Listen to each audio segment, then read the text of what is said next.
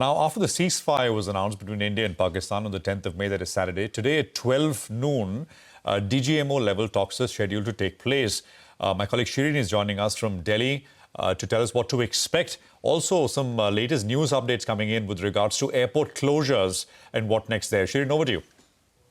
Well, thanks very much, Prashant. Yes, to start with, the good news is that it has been a night of calm or relative calm across the borders.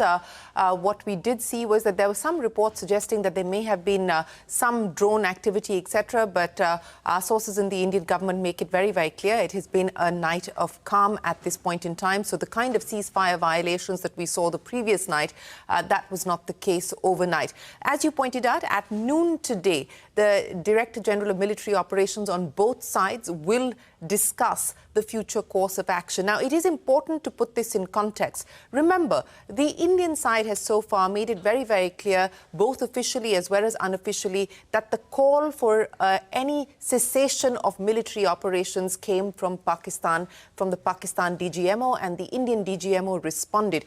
India has neither commented nor acknowledged the attempts by the US to take credit for any kind of mediation.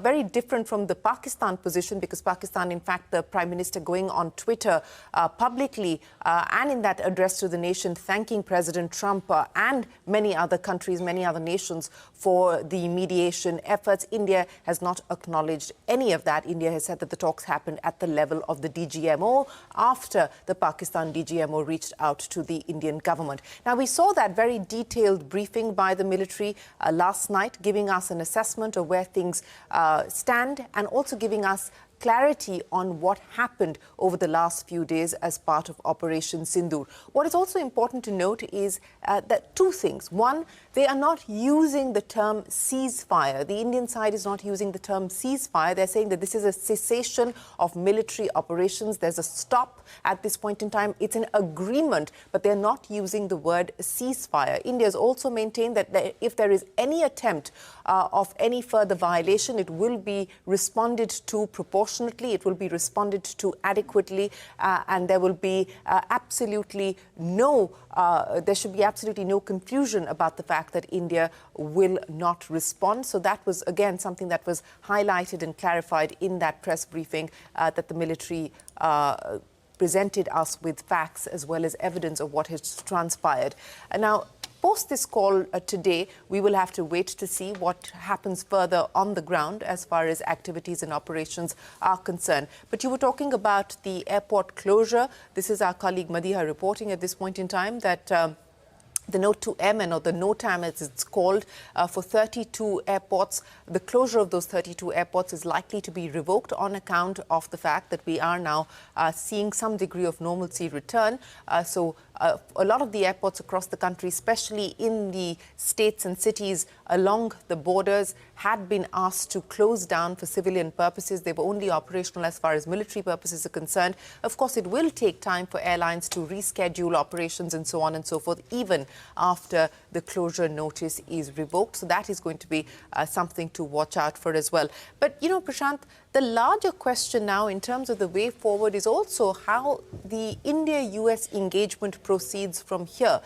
Because remember, President Trump was the one who tweeted news of the ceasefire even before the Indian side went public about it. Not just that, what we have seen yesterday specifically from President Trump, equating India and Pakistan, hyphenating India and Pakistan, makes the situation difficult and complex for India, because President Trump is not just talking about a cessation of military operations. President Trump is also talking about increasing trade, in his words, with both nations. This happens at a time when India is negotiating its bilateral trade agreement with the US. In fact, the Commerce Minister is expected to be headed to the US in a few days from now.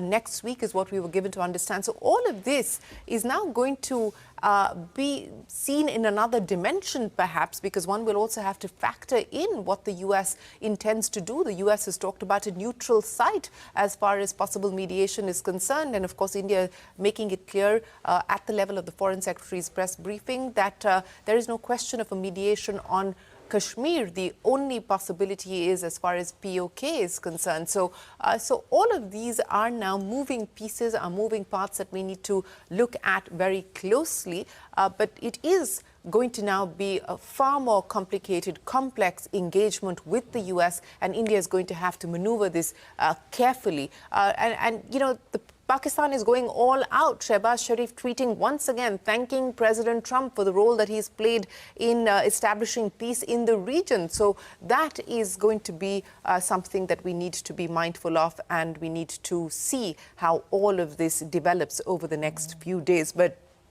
as far as the military operations are concerned, the Indian Armed Forces continue to be on standby, in vigil, ready to respond to any possible violations if those violations do happen. But as we pointed out, that it's been a relative night of calm across the border. That is what sources are suggesting and indicating at this point. Prashant. All right, Shereen, thank you very much for that. I think that's very, very contextual and important to put the latest developments in that perspective. And that point about, Trump tweeting, really took everybody by absolute surprise. I don't think even the Pakistani side perhaps would have imagined that, they'd get something like this. And that is why, two great nations, right? The second tweet that came yesterday described India and Pakistan as two great nations with which he wants to increase trade. But the thing with Trump surveys, that's what we were talking about in the morning, right?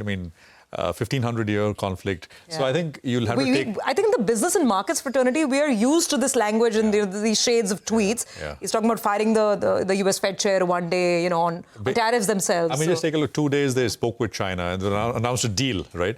So a lot of bluster, a lot of, big talk. And then, of course, we'll see how this goes. But absolutely, as Shereen said, we'll have to watch these things. Lots of moving parts in the domain of foreign policy.